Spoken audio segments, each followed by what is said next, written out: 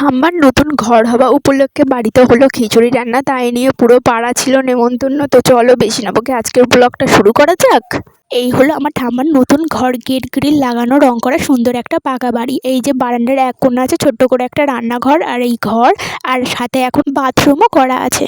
ছাদটা দেওয়া নেই, শুধু টিন দেওয়া, কিন্তু আগের ঘরের তুলনায় এই ঘরটা সত্যিই অনেক সুন্দর। আগের ঘরটা ঠাম্মা ছিল একদম মাটির টালি চাল, আর বাথরুমটা তখন ঘরের সাথে ছিল না। তো এই নতুন ঘরটা যে হয়েছে সেটা অনেক দিনই হয়ে গেছে, তো সেই উপলক্ষে ঠাম্মা আজকে খিচুড়ি খাওয়াবে। পাড়ার সবার তো নিমন্ত্রণ আছে, সাথে আমাদেরও নিমন্ত্রণ আছে। আর কিছুদিন আগে তো আমার বদ্দি আমাদের বাড়িতে এসেছিলো, তো আমার ঠাম্মা বদ্দিকেও নিমন্ত্রণ করেছিল আসার জন্য। তো আমার বদ্দি আর বাড়িতে চলে যাওয়ার পরে আজকে আবার এসেছে, খিচুড়ি খাবার নিমন্ত্রণ আছে তাই।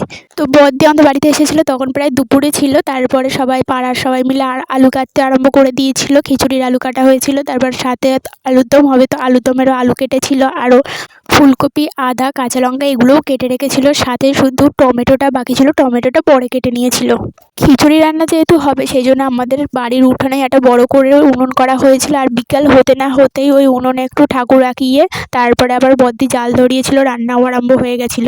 তো তারপরে আমি, বদ্দি আর মেজদি তিনজনে মিলে গেছিলাম দিদার বাড়িতে। দিদার বাড়ি থেকে বাড়িতে এসে দেখি রান্না চলছে। তো সন্ধ্যের দিকে দেখি আমাদের পাড়ায় ঘুগনি এসেছিলো, তারপরে ঘুগনি কিনেছিলাম। আমরা তিনজনে মিলে একটা ঘুগনি থেকেই সবাই মিলে ভাগ করে খেয়েছিলাম। ঘুগনিটা খেতে তো খুব সুন্দর ছিল।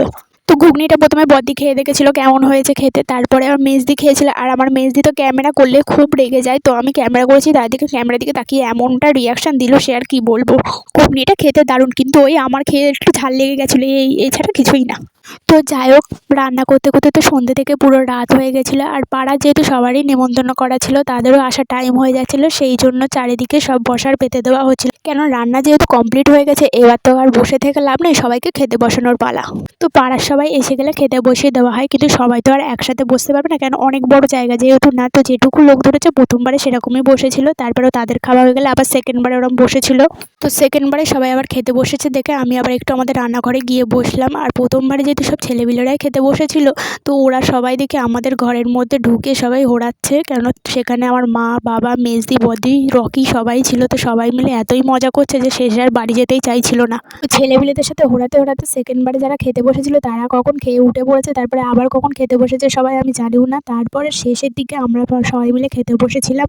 তো আমরা যখন ছেলেপিলেদের সাথে হোড়াছিলাম, তারপরে যখন তৃতীয়বার খেতে বসেছিল তখন আমার বাবা খেয়ে নিয়েছিল। আর শেষের দিকে আমি, মেজদি, রকি, বদ্দি, মা সবাই মিলে আমরা খেতে বসেছিলাম। তো আমি তো প্রথমে বলেইছিলাম যে আজকে আমাদের বাড়িতে হবে খিচুড়ি রান্না। তো খিচুড়ি তো হয়েছিল, খিচুড়ির সাথে ছিল আলুর দম, আর একদম শেষ পাতে ছিল বোঁদে। তো আজকের জন্য এতটুকুই, দেখা হচ্ছে নেক্সট ব্লগে।